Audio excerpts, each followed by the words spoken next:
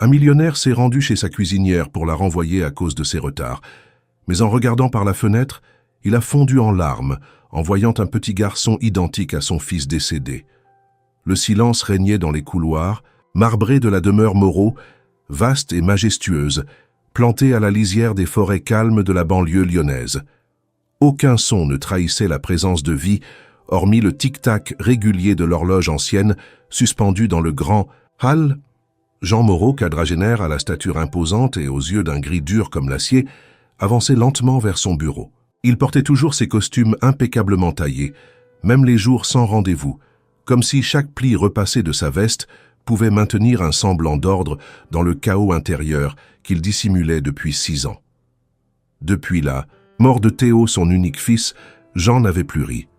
Le garçon était tout pour lui. La joie, la lumière, la promesse d'un avenir qu'il avait soigneusement planifié. Une voiture, un instant, une sirène trop tard, et tout avait été balayé. Il avait enterré son enfant par une matinée pluvieuse de novembre, et avec lui, une part de lui-même. Depuis, il s'était enfermé dans un mutisme émotionnel absolu. Il ne recevait plus d'invités. Il n'ouvrait plus les volets du 4e étage, où se trouvait la chambre de Théo figée dans le temps comme un mausolée personnel. Il n'acceptait ni le désordre ni l'imprévu. Son monde était devenu rigide, froid, sans faille apparente. Ce matin-là, Jean consultait un rapport lorsqu'il remarqua que le plateau du petit déjeuner n'avait pas été retiré. Son café était tiède, les viennoiseries restées intactes. Il consulta sa montre. 8h45. Mireille Dubois était en retard, encore. C'était la 3e fois en 2 semaines. Elle, la cuisinière qu'il avait engagée par recommandation, une femme discrète, efficace qui avait jusque-là respecté ses règles strictes avec une rigueur quasi militaire. Il ne comprenait pas ces retards répétés, et cela éveillait en lui une exaspération froide. Jean détestait les excuses. Il méprisait les explications floues, les contretemps personnels, les larmes silencieuses que certains employés laissaient échapper comme si cela pouvait racheter leurs manquements. À ses yeux, l'efficacité ne s'accommodait d'aucune faille humaine. La ponctualité était une dette, et chaque minute de retard une trahison. Ce matin-là, il décida de trancher. Il ne délèguerait pas cette tâche à son intendant. Il irait lui-même mettre fin au contrat de Mireille. Il enfila son manteau gris foncé, attrapa les clés de sa voiture et descendit les marches avec une détermination froide. La Bentley noire sortit du garage dans un ronronnement feutré. Sur le trajet, les souvenirs de Théo venaient parfois troubler sa concentration, mais Jean les repoussait avec l'efficacité d'un homme qui avait appris à survivre à l'invivable. Il fixait la route, chaque virage maîtrisé, chaque feu respecté avec une rigueur presque militaire. Il n'était pas homme à faire des détours, ni sur la route, ni dans la vie.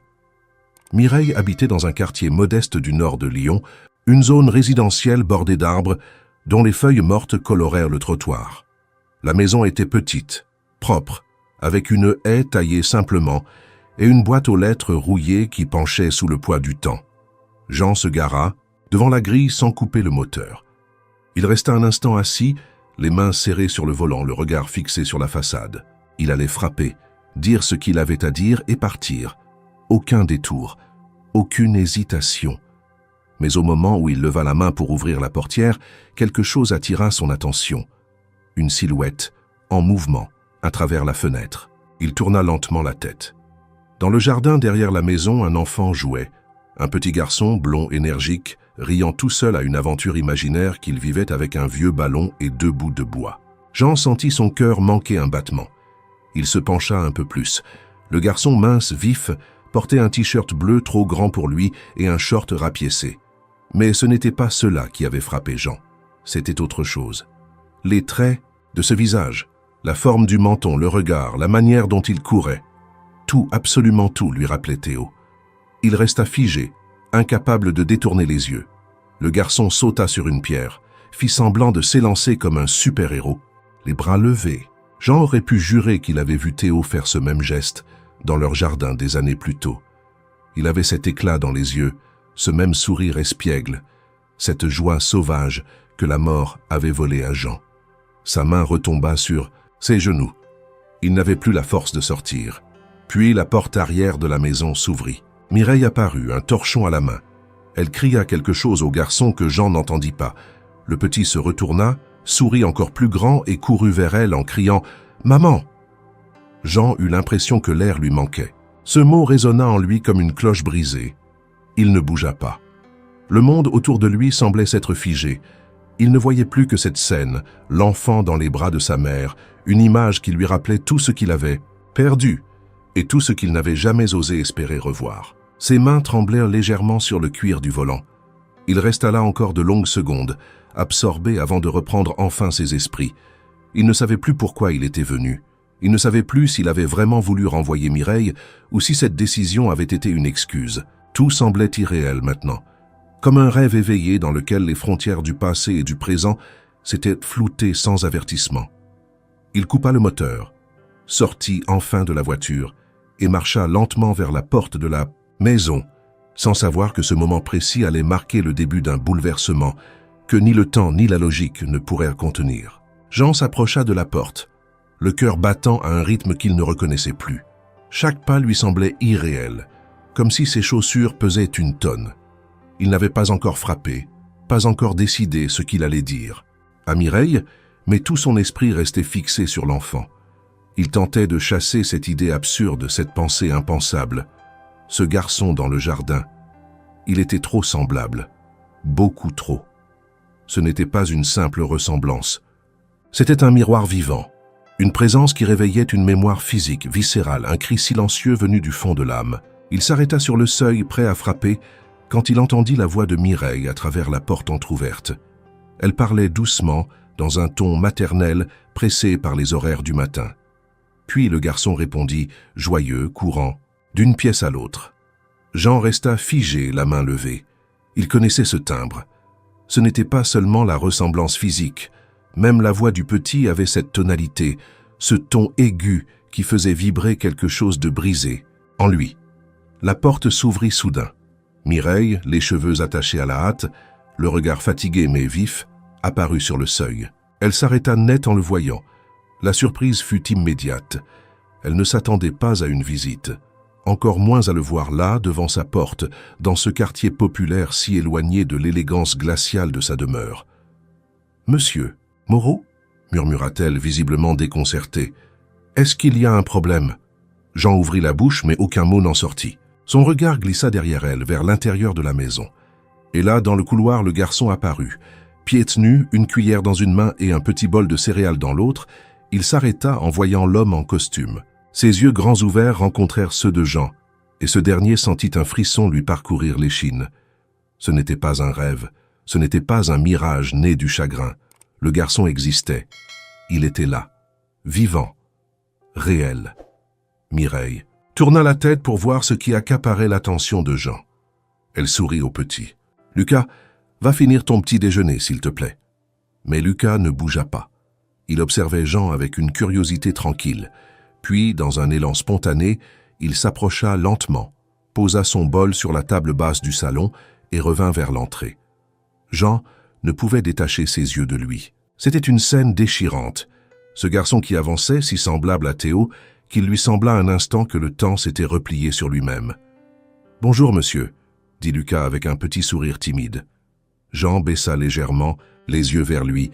Il voulait répondre, mais les mots semblaient en s'être perdus quelque part entre le choc et la douleur. Il força un sourire. « Bonjour, jeune homme. » Lucas regarda sa mère, puis Jean. « Tu es un ami de maman ?» Avant que Mireille ne réponde, Jean trouva la force de parler. « Je suis venu lui parler d'un petit souci. Rien de grave. » Mireille fronça légèrement les sourcils.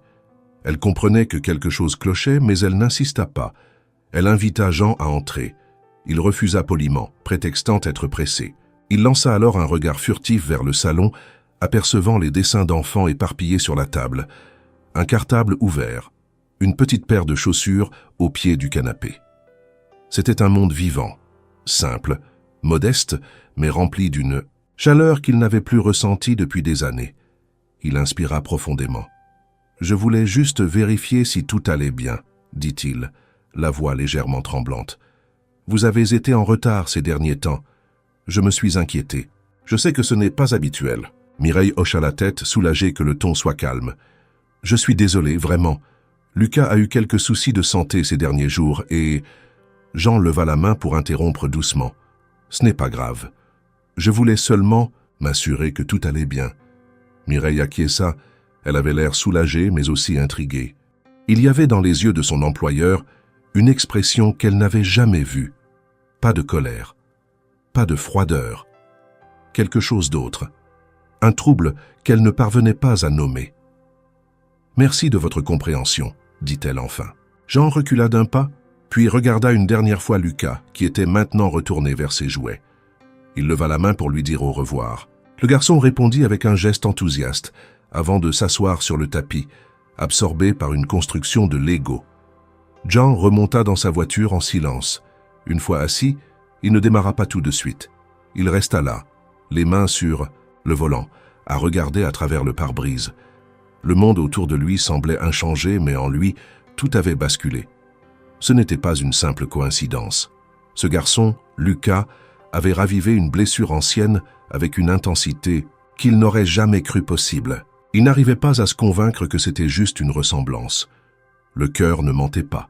Ce qu'il avait ressenti en croisant ce regard d'enfant, c'était une vérité brutale, éclatante, impensable. Il redémarra enfin le moteur. Mais au lieu de prendre la route de la maison, il roula sans but, les pensées noyées dans un tumulte d'images et de souvenirs.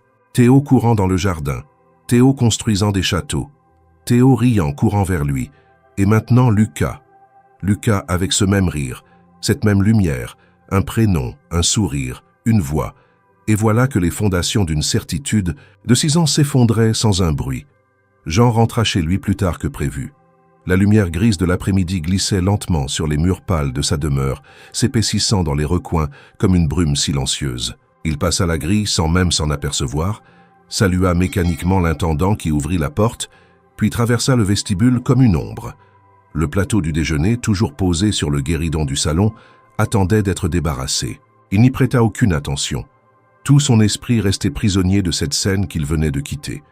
Le garçon dans le jardin, le sourire, le regard, et ce mot, lâché sans y penser, « maman ».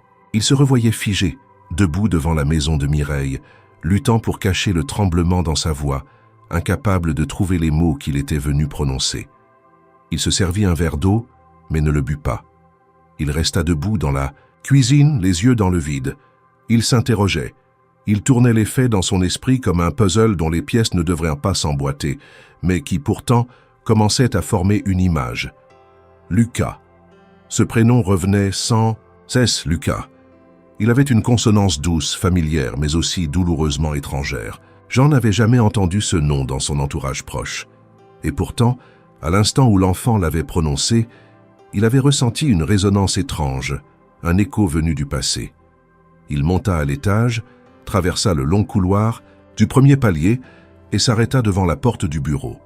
Sur le mur à droite, un tableau, une photo encadrée de Théo sur un poney, prise lors de vacances en Normandie. Le regard de l'enfant tourné vers l'objectif avait la même intensité que celui de Lucas. Jean effleura le verre du cadre et une bouffée de chaleur monta dans sa gorge. Il ouvrit enfin la porte du bureau, alluma la lampe de lecture et se dirigea vers une grande armoire en acajou. Il sortit une boîte noire, épaisse, qu'il n'avait pas ouverte depuis des années. À l'intérieur, des photos, des carnets, des souvenirs. Il s'assit lentement et commença à feuilleter les images. Théo bébé, Théo avec son premier gâteau, Théo courant dans la neige. Et au fil des pages, les souvenirs devenaient plus précis. Il reconnaissait les tenues, les lieux, les moments. Chaque image le ramenait à un instant révolu. Et plus il regardait, plus l'image de Lucas s'imposait. Le visage, les expressions, même les gestes.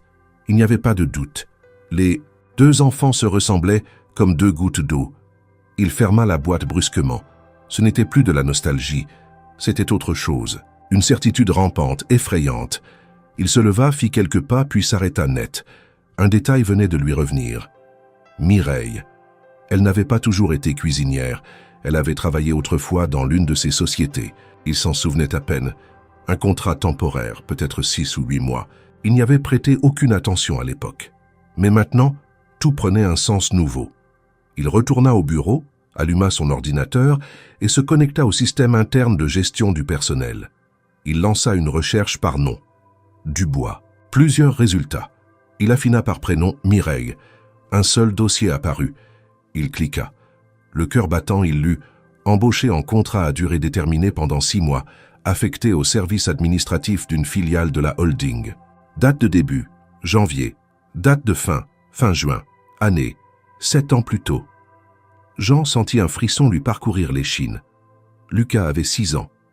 Mireille avait travaillé pour lui presque exactement 9 mois avant la naissance supposée de l'enfant. Il n'était pas homme à croire aux coïncidences. Et pourtant, il restait un élément flou, fléchi par le temps, le souvenir d'un flirt léger, à peine plus qu'un échange de regards insistants, un verre partagé après, une réunion de service, un soir d'ennui et de solitude.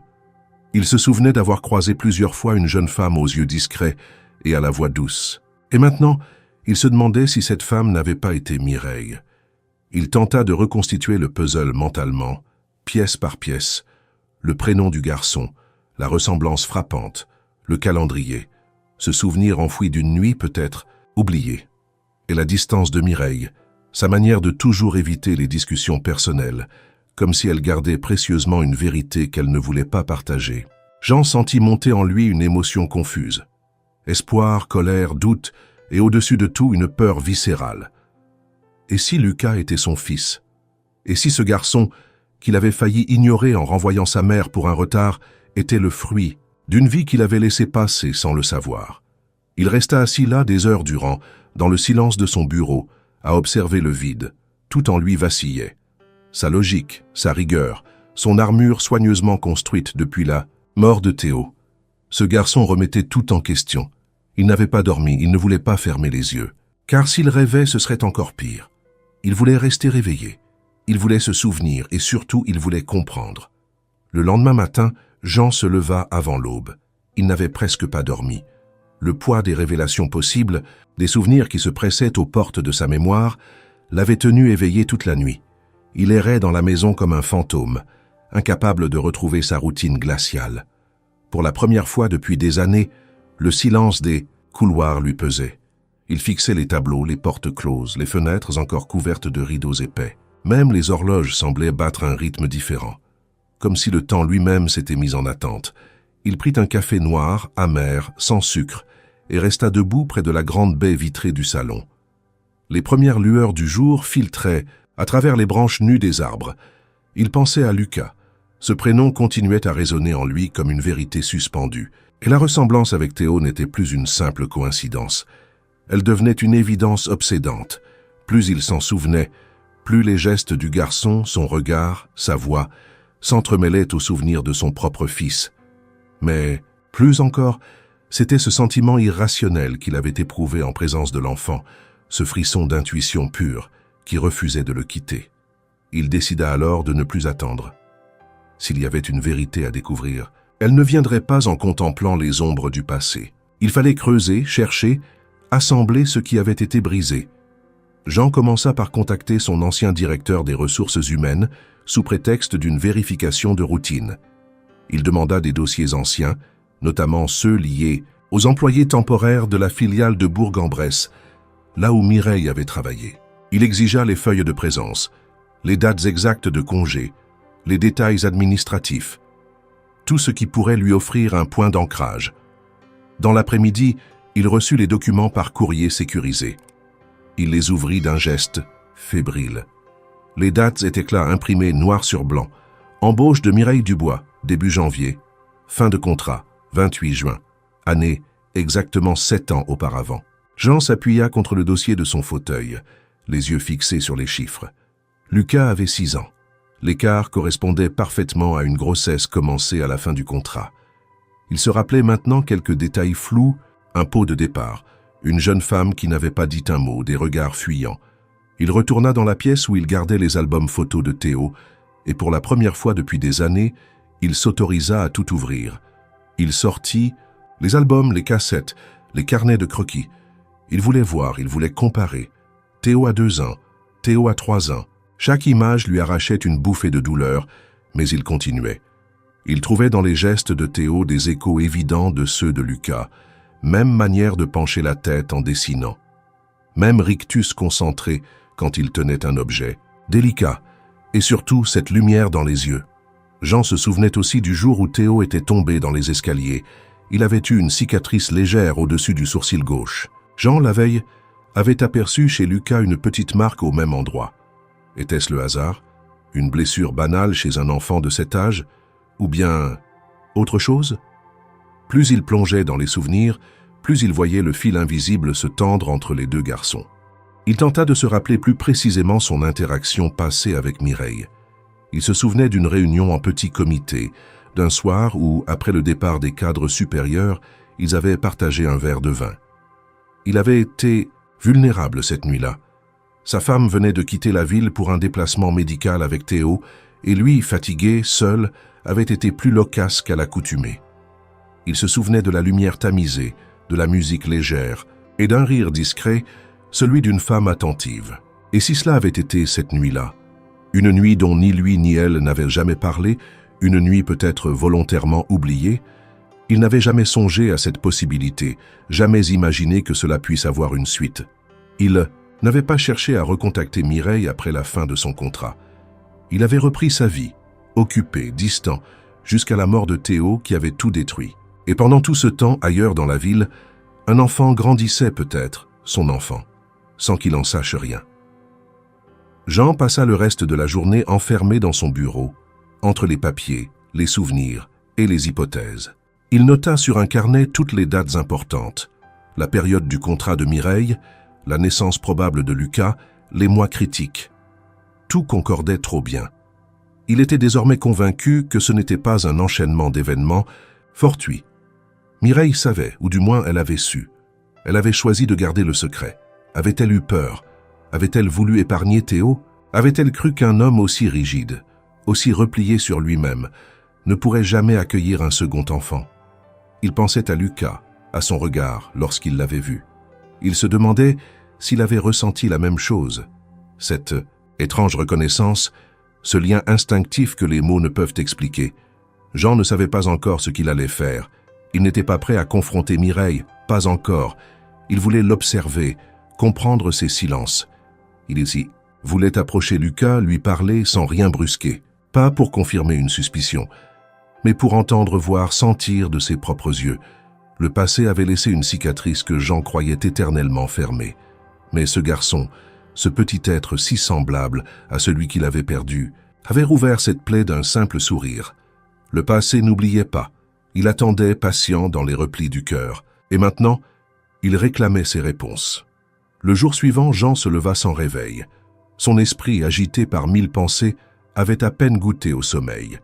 Il descendit lentement l'escalier principal, les marches résonnant comme un métronome, sinistre dans l'immensité du manoir. La lumière froide de l'hiver traversait les vitres, étalant sur le sol des taches pâles et mouvantes. Le personnel s'activait discrètement, mais personne n'osa interrompre sa marche. Il portait ce regard fixe, celui qu'il n'arborait que lorsqu'un problème le hantait de l'intérieur, et que rien ni personne ne semblait pouvoir dissiper. Jean s'enferma dans son bureau, ouvrit à nouveau le dossier de Mireille, puis aligna les papiers sur le bureau avec une rigueur presque obsessionnelle. Il les relut tous un à un comme s'il cherchait une erreur, une faille dans la structure du hasard. Mais non, tout était parfaitement clair. L'embauche de Mireille, début janvier. La fin de son contrat, fin juin. Lucas, aujourd'hui âgé de 6 ans, serait né vers novembre ou décembre, selon les estimations biologiques. Cela signifiait qu'il avait été conçu vers la fin de son contrat, peut-être pendant son dernier mois dans l'entreprise. Jean n'avait plus besoin de confirmation médicale. Pour lui, les dates s'emboîtaient avec une précision troublante, et pourtant, une voix intérieure continuait à résister. Était-ce seulement son espoir qui parlait, ou sa culpabilité, celle de n'avoir pas prêté attention à une femme qui avait peut-être porté son enfant en silence?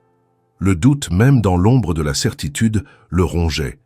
Il se leva, fit les 100 pas, puis s'arrêta devant l'une des grandes fenêtres. Dehors, le jardin était vide, glacé par le givre. Il y voyait encore Théo courir sous le soleil, même si cette image n'existait plus que dans sa mémoire déformée. Il pensa à Mireille, à sa discrétion, à cette distance polie qu'elle maintenait toujours, même après des mois de service. Elle n'avait jamais rien demandé, jamais évoqué son passé. Elle faisait son travail, soignait chaque détail, mais gardait toujours une part d'elle-même en retrait. Jean se demanda maintenant si cette réserve n'était pas une protection, une barrière contre une vérité qu'elle voulait à tout prix dissimuler. Il se souvint alors d'un détail qui, jusqu'ici, lui avait échappé. Une discussion anodine survenue quelques semaines après qu'il eut embauché Mireille. Elle avait refusé une augmentation, prétextant qu'elle ne pouvait pas assumer davantage d'heures. Il avait trouvé cela étrange. Peu d'employés refusaient une offre d'amélioration salariale. Mais maintenant, cela prenait un tout autre sens. Elle avait peut-être voulu limiter sa présence, garder Lucas loin de la demeure Moreau, loin d'un homme qui ne savait rien, mais dont le simple regard pourrait tout deviner. Jean retourna à son bureau, s'assit et sortit un carnet vierge. Il traça une ligne chronologique, notant les mois, les événements, les anomalies. Il inscrivit « Février, réunion tardive, présence de Mireille confirmée ». Puis « Mai, pot de départ annoncé, pas de discours de Mireille ». Enfin, « Juin, fin du contrat, aucune prise de contact après ». Il ajouta « Une étoile rouge au mois de mars sans pouvoir expliquer pourquoi ». Quelque chose dans son souvenir insistait sur ce mois-là. Il décida alors de faire ce qu'il n'avait jamais osé faire depuis la mort de Théo, ouvrir les archives de vidéosurveillance de son entreprise. Les enregistrements, archivés numériquement, étaient conservés pour des raisons juridiques pendant plusieurs années. Il contacta le responsable technique et demanda un accès aux bandes de cette année-là, prétextant une vérification liée à un vieux litige. Le technicien surpris obéit sans poser de questions. Jean passa l'après-midi entier à visionner les séquences, en accéléré, cherchant une trace de Mireille. Il la vit passer dans les couloirs, discrète, évitant les regards, toujours concentrés. Puis il trouva enfin ce qu'il cherchait, une soirée de mars. Le hall d'entrée était presque vide. Il pleuvait dehors. Mireille, en manteau beige, tenait un parapluie fermé. Jean, lui, entrait dans le cadre tenant une mallette, l'air fatigué. Ils s'arrêtèrent l'un devant l'autre. La conversation n'avait pas de son, mais leur corps parlait. Elle sourit timidement. Il inclina la tête puis dit quelque chose. Elle rit légèrement. Il fit un geste de la main. Elle répondit. Ils se dirigèrent vers la cafétéria du bâtiment. La caméra suivante les montra assis à une table, seuls. Un quart d'heure, puis une demi-heure. Ils parlèrent et à un moment, Mireille posa sa main sur la table, très près de celle de Jean. Il ne se souvenait pas de ce moment, mais le corps, lui, reconnaissait l'intimité. Jean coupa la vidéo, le cœur battant. Il venait de voir l'origine d'un souvenir flou, enfoui sous des années de douleur et de silence. Ce n'était pas un rêve. Ce n'était pas une invention de son esprit blessé. Il y avait eu un moment, une connexion. Et tout s'était joué là, dans cette demi-heure oubliée, à la lumière artificielle d'un réfectoire vide. Il éteignit l'ordinateur et resta un long moment immobile, les mains posées sur ses genoux. L'idée que Lucas puisse être son fils n'était plus un fantasme. C'était une hypothèse sérieuse, logique, tangible. Il ne savait pas encore comment en parler à Mireille. Il ne savait pas comment aborder Lucas. Mais il savait une chose, il ne pouvait plus rester spectateur. Quelque chose en lui avait besoin de savoir, et ce besoin devenait chaque jour plus brûlant, plus profond. Théo n'était plus, il ne reviendrait jamais, mais Lucas vivait. Et avec lui, peut-être, une part de Jean pouvait renaître. Jean passa les jours suivants à observer, à calculer, à préparer le terrain, avec une précision presque militaire. Il ne voulait pas confronter Mireille de manière brutale, pas sans comprendre d'abord ce qu'elle savait, ce qu'elle soupçonnait ou redoutait. Une confrontation directe risquait de tout briser, de refermer définitivement cette porte fragile qui venait tout juste de s'entr'ouvrir. Il décida donc d'approcher les choses autrement, par la présence, par la patience et surtout par le regard qu'il poserait sur Lucas. Car plus il repensait au garçon, plus il se persuadait que ce lien qu'il ressentait n'était pas un mirage né du deuil, mais une vérité à peine voilée. Un matin, il fit préparer un panier garni, prétextant une gratitude pour le travail de Mireille. Il s'y rendit en personne, sans chauffeur, comme pour garder ce geste simple, humain. Elle ouvrit la porte, surprise, et s'effaça pour le laisser entrer. Jean, vêtu de façon plus décontractée que d'habitude, se présenta sans mentionner de motifs précis.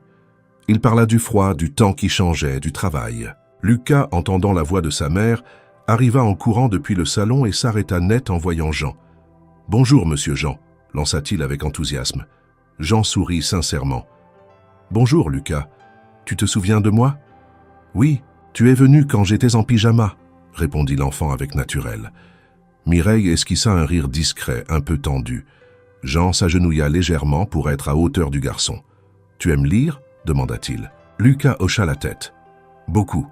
Et j'aime dessiner des planètes. » Jean sortit alors un petit livre illustré qu'il avait apporté, un atlas simplifié des constellations, coloré et pédagogique. « C'est pour toi. Un petit cadeau. Tu pourras apprendre les étoiles. » Le regard de Lucas s'illumina. Il prit le livre avec délicatesse, comme s'il tenait un trésor. « Merci, monsieur Jean. » Il courut le montrer à sa mère qui le remercia poliment mais avec une réserve perceptible. Elle l'invita à s'asseoir, lui servit un café et resta debout, visiblement mal à l'aise. Jean la rassura d'un ton doux. « Je ne suis pas venu en patron. Je suis venu en homme qui admire ce que vous faites, ici, chez vous. Élever un enfant seul, ce n'est pas rien. » Mireille baissa les yeux. « Je fais de mon mieux. Je le vois. Lucas est un garçon intelligent, respectueux. Il a de la lumière en lui. » Il y eut un silence. Jean reprit presque à voix basse. « Il me rappelle quelqu'un que j'ai perdu. » Mireille ne répondit pas tout de suite. Elle resta figée, les mains sur la nappe, puis détourna le regard vers la fenêtre. Jean n'insista pas. Il savait qu'il venait d'effleurer une frontière invisible. Il termina son café lentement, puis proposa comme en passant. « Si jamais Lucas a besoin d'aide pour l'école, je connais des gens qui pourraient le soutenir. Des professeurs particuliers, des ateliers scientifiques. Je pourrais l'inscrire s'il veut. » Mireille le fixa longuement, surprise. « Vous feriez ça ? Bien sûr, je crois que ce garçon a un potentiel énorme. Et je serais honoré de l'aider à l'explorer. » Elle hésita, puis hocha la tête. « Je vous remercie. C'est très généreux. » Ce fut la première brèche. À partir de ce jour, Jean vint régulièrement, toujours avec une excuse légitime. Un livre, un jeu éducatif, une proposition d'activité. Il ne franchissait jamais la ligne, ne posait jamais de questions sur le père de Lucas. Mais son regard disait tout. Mireille, au début sur ses gardes, commença peu à peu à s'habituer à sa présence. Elle restait prudente, réservée, mais acceptait ses propositions. Lucas, lui, s'attacha rapidement à cet homme attentif, calme, qui lui parlait avec sérieux et douceur. Il se mit à attendre ses visites, à préparer des dessins, à poser 1000 questions sur les étoiles, les machines, les grandes inventions. Jean observait. Il étudiait le moindre geste du garçon. Il s'émerveillait devant ses raisonnements, ses élans de curiosité. Il retrouvait en lui des éclats de Théo, mais aussi des choses nouvelles, uniques, qui faisaient de Lucas un être à part entière. Et dans ces moments, quelque chose en lui se reconstruisait lentement. Une brèche dans la douleur, une faille dans le deuil. Un dimanche, Jean proposa une sortie au planétarium. Mireille hésita, mais Lucas insista tellement qu'elle accepta. Ce fut une journée simple, mais pleine de petits instants révélateurs. Lucas marchait entre eux deux, posant 1000 questions, tenant parfois la main de Jean sans y penser. Mireille observait cette complicité avec une inquiétude silencieuse, mais aussi une forme de soulagement étrange. Sur le chemin du retour, Jean proposa une autre idée. « Et si Lucas venait parfois chez moi pour étudier et jouer? J'ai une grande bibliothèque, des instruments. Il pourrait apprendre beaucoup. » Mireille resta muette quelques secondes. Elle savait ce que cela impliquait. Elle sentit que le monde qu'elle avait soigneusement construit risquait de se fissurer. Mais elle vit le visage de son fils, tourné vers elle plein d'attente. « D'accord, dit-elle doucement, mais seulement sous certaines conditions. » Jean inclina la tête. « Tout ce que vous déciderez sera respecté. Je ne veux rien imposer. Je veux simplement être là. » Le mot « être là » resta suspendu dans l'air comme une promesse indicible. Mireille comprit alors que Jean savait, peut-être pas tout, peut-être pas avec certitude, mais il sentait, et dans ce silence, chacun accepta tacitement de continuer ce fragile rapprochement sans nommer encore ce qu'ils pressentaient tous, les deux. Les semaines suivantes s'écoulèrent dans un rythme nouveau, presque étrange pour Jean. Son emploi du temps, autrefois réglé au millimètre, commença à se réorganiser discrètement autour des visites de Lucas. Il trouvait du temps qu'il n'avait jamais cru posséder. Il reportait des réunions, déléguait certaines tâches, ouvrait des espaces dans ses journées. À ceux qui l'entouraient, il prétendait vouloir se retirer progressivement de la gestion directe de ses affaires. Mais la vérité était ailleurs, bien plus intime, bien plus profonde. Il voulait être là lorsque Lucas arrivait. Il voulait entendre ses pas dans le couloir, ses questions pressées, son rire clair qui résonnait entre les murs depuis trop longtemps silencieux. Le garçon venait 2 fois par semaine à la maison Moreau, toujours accompagné par Mireille, qui restait en retrait parfois dans la cuisine, parfois sur un banc du jardin, feuilletant un livre, regardant de loin. Elle observait les échanges entre son fils et cet homme qu'elle avait soigneusement évité pendant des années. Elle voyait la tendresse cachée dans les gestes de Jean, la manière dont il écoutait Lucas, comme s'il redécouvrait la vie à travers ses yeux. Et cela l'émouvait autant que cela l'effrayait. Elle ne savait plus si elle devait protéger Lucas de cette affection naissante ou s'en réjouir en silence. Dans la vaste bibliothèque de la maison, Jean avait aménagé un coin spécial, un petit bureau, une étagère à hauteur d'enfant remplie de livres illustrés, une maquette du système solaire suspendue au plafond. Lucas passait des heures à écouter Jean lui expliquer les planètes, les inventions, les histoires de grands explorateurs. Il avait une soif de savoir qui rappelait douloureusement à Jean celle de Théo. Mais il y avait quelque chose de différent. Aussi, Lucas posait des questions plus profondes, regardait les choses avec un sérieux inattendu pour son âge. « Pourquoi le soleil ne tombe pas ?» avait-il demandé un jour. Jean avait souri, pris le temps d'expliquer les orbites, la gravité, les lois invisibles qui maintiennent l'univers en équilibre. Lucas écoutait, fasciné, puis finissait toujours par dessiner ce qu'il avait compris. Des feuilles entières recouvertes de traits, de couleurs, de planètes imaginaires. Jean gardait chaque dessin, les classait dans une chemise qu'il n'avait montrée à personne. C'était sa manière de garder une trace de ce qui lentement reprenait vie en lui. Les échanges entre Jean et Mireille restaient polis, mesurés, parfois un peu froids. Mais derrière chaque mot, chaque silence, se tissait une tension douce et persistante. Il ne parlait jamais du passé, jamais de ce qui avait pu se passer dans cette entreprise 7 ans plus tôt. Jean n'abordait pas la question. Il savait que le moment viendrait, mais pas encore. Il sentait que Mireille gardait ses défenses, même si ses regards devenaient parfois plus longs, moins méfiants. Un jour, en raccompagnant Lucas à la voiture, Jean osa une question. « Il est heureux, n'est-ce pas ?» Mireille s'arrêta, le fixa un instant. « Oui, il est heureux. Il a ses habitudes, ses amis. Il aime apprendre. »« Il est exceptionnel, » dit Jean avec sincérité. Elle hocha la tête, mais ne répondit rien. Il ajouta, presque en murmurant, « Je suis honoré de pouvoir lui apporter quelque chose. » Mireille détourna le regard, fixant un point invisible dans les arbres. « Il a toujours été curieux. Il pose trop de questions. Il veut tout comprendre. »« Ce n'est pas un défaut, » répondit Jean. « Non, concéda-t-elle. Mais parfois il voit plus que ce qu'on voudrait qu'il voie. » Ces mots restèrent en suspension. Jean comprit qu'elle parlait de bien plus que de curiosité. Peut-être parlait-elle aussi du lien qu'elle avait perçu entre son fils et lui. Peut-être savait-elle déjà que l'enfant ressentait une proximité qu'il ne pouvait pas encore expliquer. Peut-être avait-elle peur de ce jour où Lucas poserait la seule question à laquelle elle n'avait pas encore de réponse simple. Les jours passèrent. Lucas s'épanouissait. Il parlait de Jean à l'école, à ses amis. Il racontait leurs expériences, leurs lectures, comme on parle d'un oncle lointain ou d'un vieux sage. Il ne posait pas encore de questions, mais il cherchait. Il observait. Il savait que Jean n'était pas comme les autres adultes de son entourage. Il le regardait avec une forme d'admiration calme, mais aussi de reconnaissance instinctive. Un soir, Jean reçut un message inattendu de Mireille. Quelques mots, simples. « Lucas parle de vous tout le temps. Merci. » Il lut ces mots plusieurs fois, les relut encore, comme si quelque chose s'était déplacé entre eux. Ce n'était pas une ouverture franche. Pas encore. Mais c'était une fissure dans le mur du silence. Et cette fissure lui suffisait, pour le moment.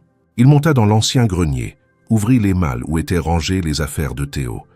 Il retrouva une voiture en bois, un petit train de métal, des livres d'images. Il hésita à en montrer un à Lucas, puis décida de le garder. Encore, il n'était pas prêt. Pas tant que la vérité n'avait pas été nommée, Mais il sentait que ce moment approchait, que l'équilibre fragile entre passé et présent allait bientôt céder. Jean n'était plus le même homme, et il savait que cette transformation ne venait pas d'une volonté mais d'un enfant. Un enfant qui avait surgi dans sa vie comme une seconde chance imprévue, et que cette fois, il ne laisserait pas lui échapper. Un vendredi après-midi, le ciel au-dessus de la maison Moreau s'assombrissait rapidement. De lourds nuages s'étiraient comme des draps souillés sur l'horizon. La pluie menaçait, mais cela ne dissuada pas Lucas, qui arriva en courant, le sac à dos battant contre ses épaules, les cheveux en bataille, suivi de près par Mireille. Jean les attendait dans le hall d'entrée, tenant dans une main un vieux livre relié de cuir qu'il avait choisi spécialement pour l'activité du jour, une introduction aux mythes grecs, adaptée aux enfants. Lucas, enthousiaste, attrapa le livre sans même retirer son manteau et se lança dans une série de questions sur les dieux, les monstres et les constellations. « Je peux aller lire dans la grande salle, celle avec les coussins rouges ?» demanda-t-il. Jean acquiesça avec un sourire. Mireille, un peu essoufflée, déclara qu'elle s'installerait dans la cuisine. Elle avait apporté un gâteau et proposa de le servir plus tard. Jean la remercia et suivit Lucas à travers le long couloir du premier étage. Le garçon courait, libre, comme s'il connaissait déjà les lieux par cœur. Jean l'observait avec une tendresse silencieuse, admirant son énergie, cette manière qu'il avait de tout transformer en jeu. Mais en franchissant un angle du couloir, Lucas se trompa de porte. Il entra précipitamment dans une pièce que Jean n'avait pas ouverte depuis 6 ans. Le bruit du battant résonna d'un son sourd, familier et douloureux. Jean accéléra le pas, son cœur battant. Mais il ne cria pas. Il s'arrêta simplement sur le seuil. La porte était grande ouverte, et Lucas, debout au centre de la chambre, tournait lentement sur lui-même, les yeux grands ouverts. « C'est à qui cette pièce ?» demanda-t-il, la voix basse, presque respectueuse. Jean ne répondit pas immédiatement. Il entra à son tour à pas lents, comme s'il redécouvrait l'espace. Tout était intact. Les rideaux tirés laissaient passer une lumière tamisée, poussiéreuse. Les jouets étaient à leur place, les livres sur l'étagère, alignés par taille. Le lit, fait à la perfection. Sur le bureau, une voiture miniature, abandonnée, comme si l'enfant allait revenir d'un instant à l'autre pour la récupérer. Lucas avança vers le bureau, toucha délicatement le volant du jouet. Il aimait les voitures. Jean inspira lentement. Oui, il adorait ça. C'était ton fils? Jean acquiesça sans un mot. Lucas resta un instant immobile, puis leva les yeux vers lui. Il est parti? Jean chercha ses mots. Il ne voulait pas mentir, mais il ne voulait pas non plus faire peser trop lourdement la douleur sur les épaules du garçon. Elle est morte, Lucas. Il s'appelait Théo. Le silence s'installa. Lucas n'eut pas peur. Il ne recula pas. Il observa les objets autour de lui, comme s'il tentait de comprendre à travers eux ce que représentait l'absence. Puis il s'approcha du lit, s'assit prudemment sur le bord. Il avait mon âge. Il avait 9 ans, dit Jean. Tu lui ressembles beaucoup. Lucas sourit, baissant les yeux. C'est peut-être pour ça que tu m'aimes bien. Jean sentit un nœud se former dans sa gorge. Il ne répondit pas, incapable de trouver une phrase qui ne trahirait pas son trouble. Il s'agenouilla devant Lucas, posa une main sur son genou. Tu me rappelles ce qu'il y avait de plus beau dans ma vie. Mais tu es différent aussi. Tu es toi, et je suis très heureux que tu sois ici. Lucas leva les yeux sérieux. Tu crois qu'il serait content qu'on soit amis? Jean sentit les larmes monter, mais il les contint. Il hocha la tête. Oui, je crois qu'il aurait aimé te connaître. Mireille apparut alors à l'entrée de la chambre. Elle avait compris, à la fois par l'absence de bruit dans la bibliothèque et par cette intuition maternelle aiguë, que quelque chose avait changé. En voyant son fils dans la pièce, assis calmement et Jean à ses côtés, elle eut un mouvement de recul puis se reprit. Elle entra doucement. « Lucas, viens, le goûter est prêt. » Le garçon se leva sans protester. Avant de sortir, il se tourna vers Jean. « Je peux revenir dans cette pièce? Pas maintenant, mais un autre jour ?» Jean hésita puis répondit avec douceur « Quand tu veux. » Lucas sortit, laissant les 2 adultes seuls. Mireille resta un moment sans parler. Jean, toujours à genoux, se releva lentement. « Tu n'avais jamais laissé entrer personne ici, dit-elle. » Il secoua la tête. « Non, c'était fermé, comme tout le reste pendant des années. » Elle regarda autour d'elle. Elle se souvenait de cette chambre bien qu'elle n'y soit jamais entrée. Lorsqu'elle avait travaillé pour Jean, autrefois, elle savait qu'un étage était interdit. Elle comprenait maintenant pourquoi. Elle regarda les murs, les jouets, les traces d'une vie arrêtée brutalement. Et elle vit aussi autre chose, l'ouverture. La blessure encore vive mais désormais exposée. « Il est spécial », dit-elle en parlant de Lucas. Jean acquiesça. « Il l'est, comme Théo l'était. Il t'aime déjà. Et moi, j'ai l'impression de revivre à travers lui. » Elle ne répondit pas. Elle savait qu'ils s'approchèrent du point de bascule, celui où la vérité ne pourrait plus rester dissimulée. Elle savait aussi que ce jour-là viendrait bientôt. Mais ce qu'elle ignorait encore, c'était comment elle allait le dire. Comment elle allait mettre en mots ce secret qu'elle avait gardé pendant si longtemps. Car ce n'était plus seulement une question de passé, c'était une question d'avenir. Et le futur de Lucas, désormais, battait au rythme d'un cœur partagé. Le vent soufflait fort ce matin-là. Dans la petite maison de Mireille, les volets claquaient doucement sous les bourrasques et l'air froid s'infiltrait par les jointures des fenêtres. C'était un de ces jours où l'on préférait rester à l'intérieur, boire du thé chaud et trier les souvenirs en silence. Lucas était à l'école. Mireille avait pris un jour de congé, prétextant une migraine auprès de Jean, bien qu'il eût deviné qu'autre chose la retenait à la maison. Elle avait besoin d'un espace, d'une pause, d'un moment à elle seule pour penser, respirer, affronter ce qui commençait à émerger lentement, mais sûrement. Elle avait ouvert une grande malle en bois, oubliée dans le fond du placard, du couloir. Une de ces malles qu'on déplace d'un logement à un autre sans jamais vraiment l'ouvrir. À l'intérieur, des papiers froissés, quelques vêtements de bébé, des dessins anciens, un carnet de grossesse jauni. Mireille fouillait, cherchant elle-même sans savoir quoi. Peut-être un sens à tout cela. Peut-être des preuves qu'elle avait eu raison de se taire. Ou au contraire, des signes qu'elle avait trop longtemps renié une vérité dont elle ne voulait pas porter seule la responsabilité. Ses doigts touchèrent alors une enveloppe cartonnée. Elle la sortit, souffla, la poussière l'ouvrit. À l'intérieur, plusieurs photos prises lors d'un événement d'entreprise. Elle reconnut immédiatement la salle, un cocktail organisé par la société Moreau pour célébrer le lancement d'un nouveau projet. Elle se souvint qu'elle y était allée, contrainte et presque invisible parmi les cadres. Elle feuilleta les images avec une lenteur méditative, et soudain son regard se figea. C'était une photo d'elle. Elle, Mireille Dubois, souriante, un verre à la main, debout à côté de Jean Moreau. Lui aussi souriait, chose rare même à cette époque. Il semblait détendu, presque complice. La lumière captée par l'objectif adoucissait leurs traits. Ce n'était pas une photo posée, mais un instant volé, sincère. Un moment qui, à l'époque, lui avait semblé insignifiant et qui maintenant revenait avec le poids d'un millier de non-dits. Elle serra la photo entre ses doigts. Lucas était né 8 mois plus tard. Elle l'avait su immédiatement.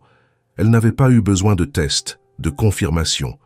Elle n'avait pas eu de relation avec d'autres hommes à cette période. Mais elle n'avait rien dit. Pas par honte, pas par calcul, par peur. Peur que personne ne la croie. Peur d'être vue comme une opportuniste. Peur surtout de l'homme qu'était Jean à cette époque. Distant, puissant, inaccessible. Elle n'avait pas voulu lui imposer un enfant. Elle avait choisi de le garder, de l'aimer seul, sans rien attendre de personne. Et maintenant, cette photo lui sautait au visage comme un rappel cruel. Jean savait peut-être déjà, où il s'approchait dangereusement de la vérité. Chaque regard qu'il posait sur Lucas, chaque mot qu'il prononçait avait changé. Il n'était plus ce patron sévère qu'elle avait connu. Il était devenu attentif, fragile parfois, humain. Et Lucas, de son côté, s'était attaché à lui avec une rapidité déconcertante. Il le regardait comme un guide, un protecteur, presque comme un père. Le soir venu, Lucas rentra de l'école, les joues rouges, les mains froides. Il déposa son cartable, embrassa sa mère, puis remarqua la photo sur la table. Il s'en approcha. « C'est toi, maman ?» Mireille hocha la tête. « Oui, c'était à l'époque où je travaillais dans une grande entreprise. »« Et c'est monsieur Jean avec toi ?» demanda-t-il en pointant l'image. Elle se tendit légèrement. « Toi, c'est lui. Vous étiez amis ?» Elle sourit, un sourire douloureux. « Pas vraiment. On ne se connaissait pas beaucoup. » Lucas sembla réfléchir. Il regarda la photo encore un moment, puis la reposa sans insister. Il était à l'âge où les questions surgissaient naturellement. mais où les réponses floues suffisaient encore, tant qu'elles étaient données avec une certaine tendresse. Ce soir-là, Mireille attendit que Lucas dorme. Elle s'assit dans le salon, enroulée dans un vieux châle, et contempla longuement l'image. Elle se demandait ce que Jean pensait exactement. Il n'avait encore rien dit, mais il savait. Elle l'avait vu dans ses yeux, dans son attitude. Il ne la questionnait pas, mais il approchait chaque jour un peu plus du cœur de ce qu'elle avait caché. Elle ne savait pas s'il lui en voulait. Elle ne savait pas non plus comment il réagirait, s'il entendait la vérité de sa bouche. Elle repensa à cette nuit, celle qu'ils avaient partagée presque par hasard. Une nuit simple, sans promesse, deux êtres seuls, fragiles à leur manière, se retrouvant dans un moment suspendu. Elle n'avait jamais cherché à revoir Jean après. Elle avait démissionné à la fin de son contrat, trouvé un autre emploi, puis s'était consacrée entièrement à sa grossesse. À aucun moment elle ne s'était imaginé revenir dans son univers. Et pourtant, la vie avait fait ce détour inattendu, cruel et magnifique à la fois. Elle rangea la photo dans une enveloppe et la glissa dans son sac. Demain, elle irait le voir. Elle n'en pouvait plus de ce silence. Lucas avait le droit de connaître son histoire. Et Jean avait le droit de savoir ce qu'il avait perdu sans jamais le savoir. Ce ne serait pas simple, ce ne serait pas doux, mais ce serait vrai. Et pour la première fois depuis longtemps, elle se sentit prête à poser des mots sur cette histoire, non pour elle, mais pour celui qui, sans le savoir, emportait déjà les traces dans ses gestes, ses silences et son sourire. Le matin était calme, presque irréel. Le ciel avait cette teinte uniforme et laiteuse des jours où le temps semble suspendu. Jean avait passé la nuit à relire les carnets de Théo, des dessins d'enfance, des mots simples tracés avec application, parfois illisibles, parfois lumineux de sens. Chaque page était un fragment d'un monde perdu. Et pourtant, quelque chose de nouveau s'était installé en lui. Il ne ressentait plus cette douleur coupante comme un éclat de verre dans la poitrine. Il y avait autre chose maintenant. Une tension, oui, mais aussi une attente. Il avait reçu un message bref de Mireille. « Puis-je venir parler avec vous ?» Seul. Il n'avait pas répondu immédiatement, mais son cœur avait su. Il avait senti que l'heure était venue, que la vérité, après des années de silence, allait enfin sortir de l'ombre. Il fit préparer le salon, demanda à ne pas être dérangé. Il n'attendait rien de spécifique.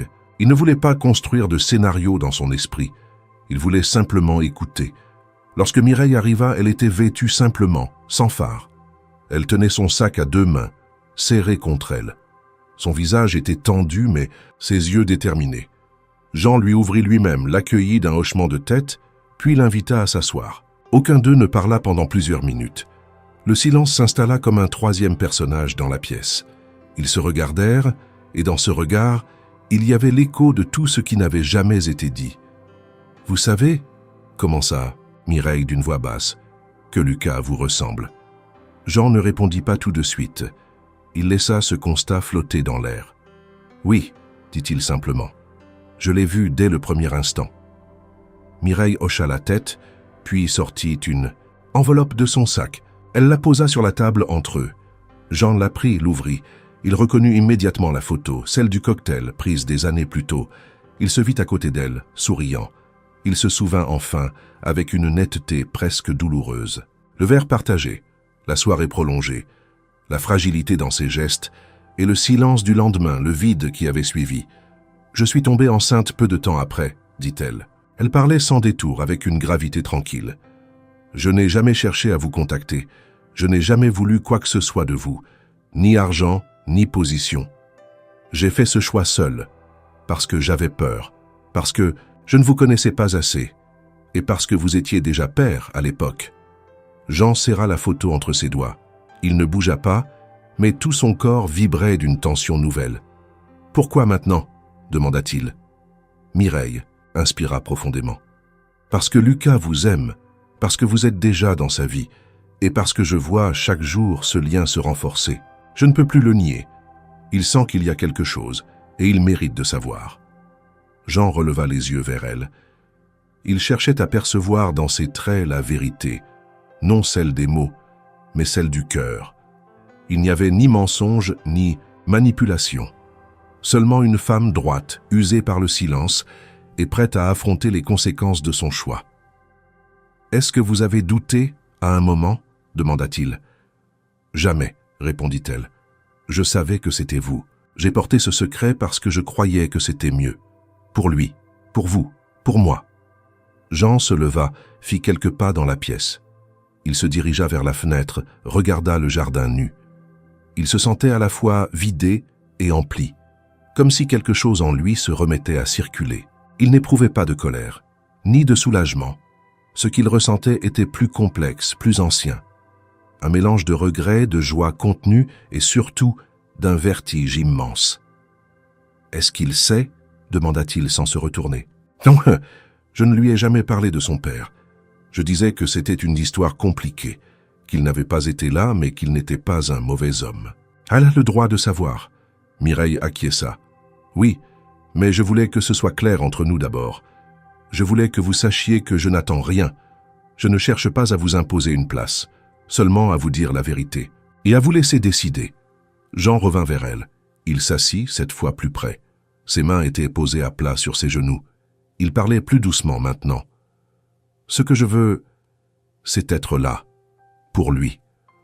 Pas comme un bienfaiteur, pas comme un étranger avec de beaux livres. Je veux être son père, je ne sais pas comment. Je ne sais pas si j'en suis encore capable, mais je veux essayer. » Mireille le regarda longuement. Elle voyait dans ses yeux une émotion qu'elle n'avait jamais vue. Elle sentit que cette conversation, si elle ne changeait pas le passé, ouvrait un avenir. Un avenir incertain, imparfait, mais réel.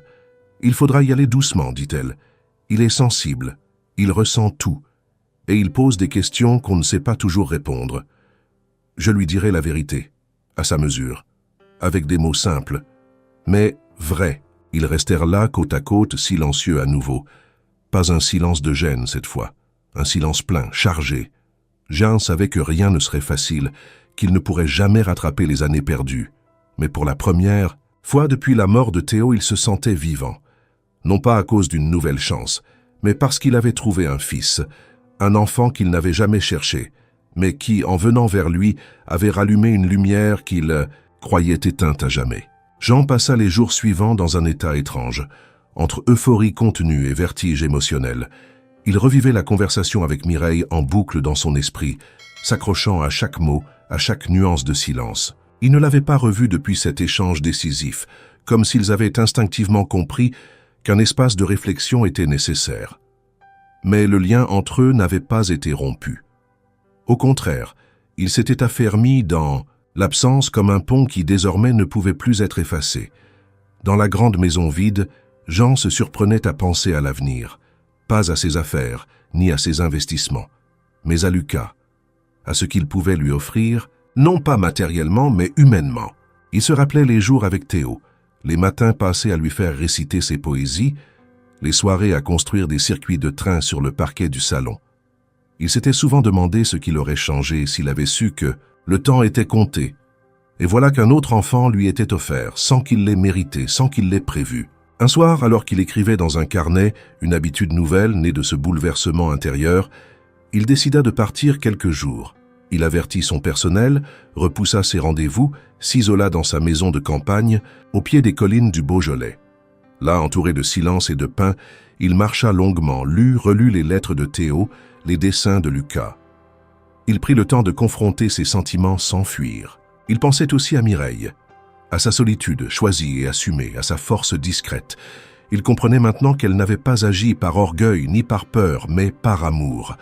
Un amour protecteur, féroce, qui lui avait dicté de ne jamais imposer la vérité.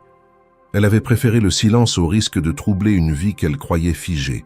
Et maintenant, elle lui offrait cette vérité, non comme une charge, mais comme une clé. À son retour, il demanda à la voir. Il ne voulait pas que les choses traînent. Elle accepta de le recevoir chez elle, un samedi en fin d'après-midi. Jean arriva sans cadeau, sans prétention, simplement avec cette décision gravée en lui. Mireille lui ouvrit, visiblement tendue. Lucas était chez un ami. Il serait seul. Ils s'installèrent dans le petit salon, celui où Jean avait vu l'enfant pour la première fois, à travers la fenêtre. L'air semblait chargé de sens, comme si les murs eux-mêmes se souvenaient. Jean parla le premier. « J'ai réfléchi, j'ai pris le temps qu'il me fallait, et je suis certain de ce que je veux. » Mireille le regarda sans l'interrompre. « Je veux faire partie de la vie de Lucas, pas en pointillé, pas comme une figure lointaine. Je veux être là chaque jour. Je veux qu'il sache que je suis son père. Je veux l'aimer pour ce qu'il est, pas pour ce qu'il me rappelle. » Elle resta silencieuse un instant. Il y avait dans ses yeux un éclat qu'il n'avait encore jamais vu. Pas de peur, pas de colère, de la reconnaissance peut-être, et aussi une forme de soulagement. « Il t'a choisi, murmura-t-elle, sans même savoir pourquoi. Il t'a ouvert son cœur naturellement. Je ne l'ai pas empêché. Mais j'avais peur que tu partes, que tu entres, puis disparaisses à nouveau. » Jean secoua la tête. « Je suis resté trop longtemps absent. Mais maintenant je suis là, pour lui. Pour toi aussi, si tu le permets. » Elle détourna les yeux émus. Elle n'avait jamais attendu de promesse, encore moins d'avenir commun. Elle avait simplement voulu que Lucas connaisse la vérité. Mais maintenant que celle-ci était dite, elle ne savait plus comment se positionner. « Il faut y aller doucement, dit-elle. Je sais, je ne veux pas bouleverser son monde. Mais je veux qu'il ait la vérité, qu'il sache que ce qu'il ressent n'est pas une illusion, que l'intuition qu'il a eue depuis le début n'est pas un rêve. Il faudra lui parler ensemble, dit-elle enfin. Pas comme deux adultes imposant un fait, mais comme deux parents lui tendant la main. Jean acquiesça. Il avait attendu ces mots. Il savait que c'était la seule manière possible. Pas de déclaration, pas de théâtre. Juste la vérité offerte avec douceur. Avant de partir, il posa la main sur l'épaule de Mireille. Ce fut un geste simple mais chargé de sens. Elle ne le repoussa pas. Elle ne le retint pas non plus. Ils savaient tous les deux que le prochain pas ne dépendait plus que d'eux. Le lendemain, Jean alla chercher Lucas à l'école. Ce n'était pas prévu, mais Mireille l'avait autorisé. Le garçon courut vers lui, les bras grands ouverts. Ils passèrent l'après-midi ensemble, à construire une maquette de fusée, à parler des étoiles, à rire. Jean le regardait avec une tendresse nouvelle. Il ne projetait plus sur lui le souvenir de Théo. Il voyait Lucas pour ce qu'il était. Un enfant curieux, courageux, plein de vie. En le raccompagnant, Jean sentit le poids de la vérité qui approchait. Mais il ne le craignait plus, car il savait que, cette fois, il ne fuirait pas. Il était prêt à être un père. Pas le père parfait, mais un père réel, présent, aimant. Et cela, il n'allait plus le laisser lui échapper. Le jour était venu. Mireille avait préparé Lucas dès le matin, sans lui dire précisément ce qui allait se passer, mais en insistant sur le fait qu'une conversation importante aurait lieu dans l'après-midi. Le garçon, curieux, avait posé plusieurs questions, mais elle s'était contentée de lui dire qu'il comprendrait tout au bon moment. Elle l'avait habillé avec soin, un pull bleu marine qu'il aimait beaucoup, un jean propre, ses baskets préférées. Il avait senti qu'il ne s'agissait pas d'un simple rendez-vous, mais d'un moment qui marquerait quelque chose. Jean arriva à l'heure convenue. Il portait une veste sobre, le regard calme mais grave. Il avait préparé mentalement chaque mot, mais savait aussi que rien ne se passerait exactement comme prévu. On ne planifie pas une révélation de cette nature. On l'accueille, on la traverse et on tente de la rendre la plus douce possible. Lorsqu'il entra dans la petite maison, Lucas courut vers lui, comme à son habitude, sans méfiance. Il s'installa immédiatement à ses côtés, lui montrant un dessin qu'il avait fait pendant la matinée. Un homme, un enfant, un ciel rempli d'étoiles. « C'est toi et moi, » dit Lucas fièrement. Jean sourit, touché. Il regarda Mireille. Elle hocha doucement la tête. C'était le moment.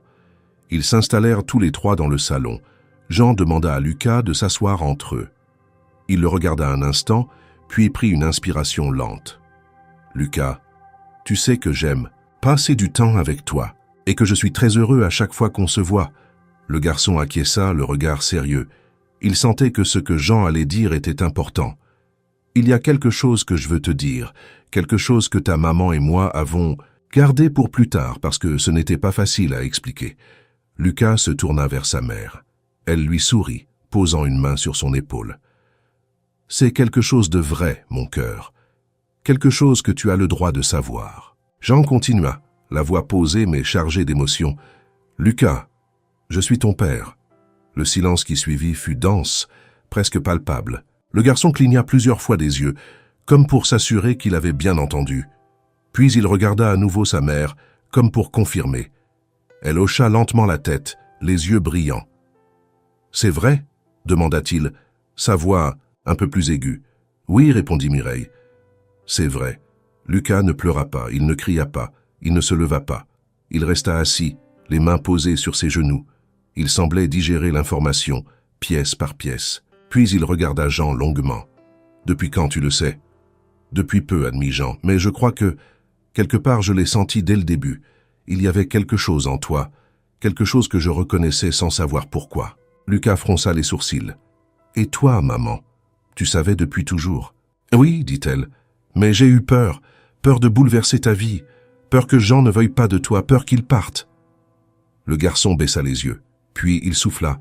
« Mais il n'est pas parti. »« Non, répondit Jean, je suis là, et je veux rester, si tu veux de moi, bien sûr. » Il y eut un moment de flottement, puis Lucas se leva, marcha vers Jean et s'arrêta juste devant lui. « Tu veux être mon papa, pour de vrai ?» Jean le regarda, le cœur battant. « Plus que tout. » Lucas hésita une seconde, puis se pencha et l'enlaça. Ce fut un geste simple, instinctif, pur. Jean referma ses bras autour de lui, les yeux humides. Il sentit la chaleur de ce petit corps contre le sien, la confiance absolue qu'un enfant peut donner quand il choisit d'aimer. Mireille les regardait, le visage baigné d'une émotion silencieuse. Elle n'avait pas prévu cette scène. Elle s'était préparée à toutes les réactions possibles, mais pas à cette évidence-là. Elle comprit à cet instant précis que le choix qu'elle avait fait autrefois, celui du silence, de la protection, de l'amour solitaire, venait de trouver son épilogue, et que désormais, ils étaient trois. Le reste de l'après-midi se déroula dans une douceur étrange. Lucas posa des questions, beaucoup. Il voulait savoir ce que Jean aimait quand il était petit, ce qu'il faisait comme métier, s'il avait des animaux, s'il savait faire du vélo. Jean répondait à tout, avec patience, avec vérité. Par moments, l'émotion revenait en vague, mais elle n'était plus douloureuse. Elle était vive mais belle. Ils dînèrent ensemble. Mireille avait préparé un gratin que Lucas adorait. Le garçon parlait, riait, sautait d'un sujet à l'autre.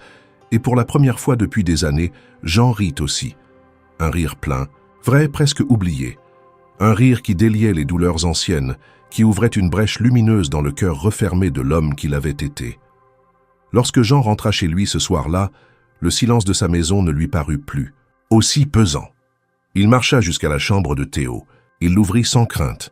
Il regarda les jouets, les livres, puis il s'assit sur le lit et ferma les yeux. Il n'oubliait rien. Il ne remplacerait jamais ce qu'il avait perdu. Mais il savait désormais que l'amour pouvait renaître sous une autre forme, dans un autre regard. Et qu'il pouvait enfin recommencer à vivre. Pour Lucas, pour Mireille, pour lui-même. Le printemps était revenu sur Lyon avec une douceur inhabituelle. Les arbres bourgeonnaient déjà, les rues s'emplissaient du chant des oiseaux. Et la lumière dorée et pleine caressait les façades anciennes des maisons avec tendresse. Dans la demeure Moreau, longtemps figée dans un hiver intérieur, les fenêtres étaient désormais ouvertes. L'air circulait librement entre les pièces, emportant avec lui les dernières traces de silence et de deuil.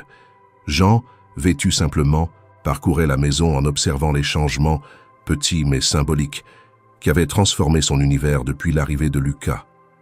Le garçon venait presque chaque jour maintenant. Il avait un coin à lui dans la bibliothèque, un tiroir rempli de crayons, de carnets et de petites inventions.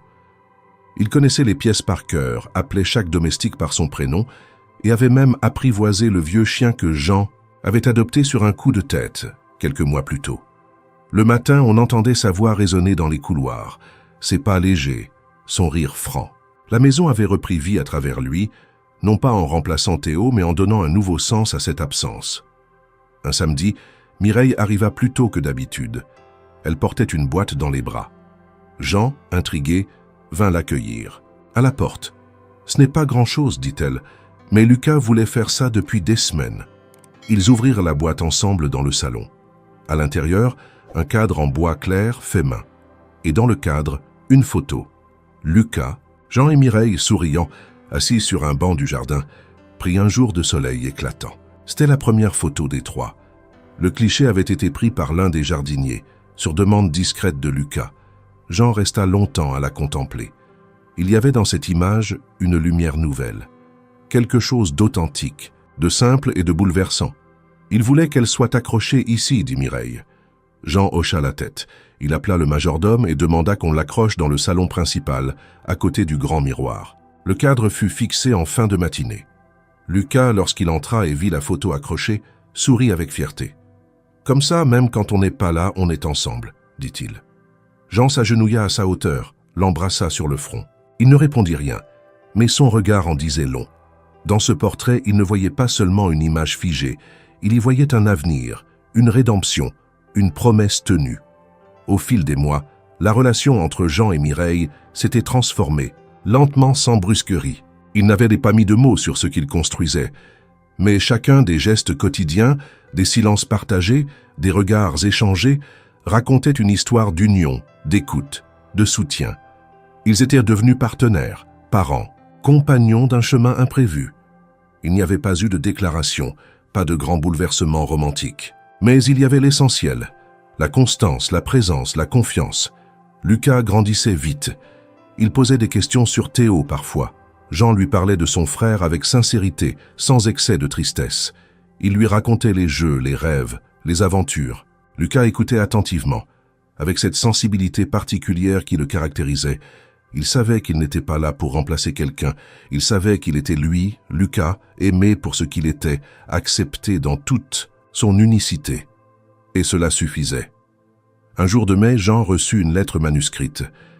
Une vieille connaissance, un ancien associé, l'invitait à reprendre une partie de ses affaires. Il lut la lettre, la posa, puis regarda par la fenêtre. Lucas et Mireille étaient dans le jardin, jouant avec le chien. Il les observa longuement, puis sans hésiter déchira la lettre. Il avait trouvé autre chose, bien plus précieux qu'un empire financier. Il avait trouvé sa place, non dans le contrôle du monde extérieur, mais dans l'intimité d'un quotidien partagé. Un dimanche, lors d'un déjeuner, Lucas proposa un nouveau projet. Et si on écrivait un livre tous les trois, une histoire où il y aurait un papa qui retrouve son fils, une maman très forte et un garçon qui découvre les étoiles. Jean et Mireille échangèrent un regard complice. Ils acquiescèrent. L'idée prit rapidement forme. Chaque soir, Lucas dictait des idées, Jean les écrivait, Mireille illustrait. Ce fut leur aventure à eux, un récit inventé mais traversé de vérités profondes. À la fin de l'été, le livre fut terminé. Ils n'en firent pas un projet d'édition, mais un exemplaire unique, relié, qu'ils conservèrent dans la bibliothèque. Un matin, Jean entra dans la chambre de Lucas pour le réveiller. L'enfant dormait profondément, le visage paisible. Jean s'assit au bord du lit, le regarda longuement. Il pensa à Théo, bien sûr, mais il pensa surtout à ce que Lucas lui avait appris, qu'il n'est jamais trop tard pour aimer, pour réparer, pour reconstruire. Il avait cru que la vie lui avait tout pris, mais elle lui avait offert, sans prévenir, une seconde chance. Et cette fois, il l'avait saisie. Ainsi, dans la maison Moreau, l'histoire d'un deuil s'était transformée en histoire d'amour. Non pas une histoire parfaite, mais une histoire vraie. Et sur le mur du salon, face au miroir ancien, le portrait de famille rappelait à chacun que la vie ne rend pas toujours ce qu'elle a pris, mais qu'elle peut offrir autre chose. Quelque chose de nouveau, quelque chose de beau.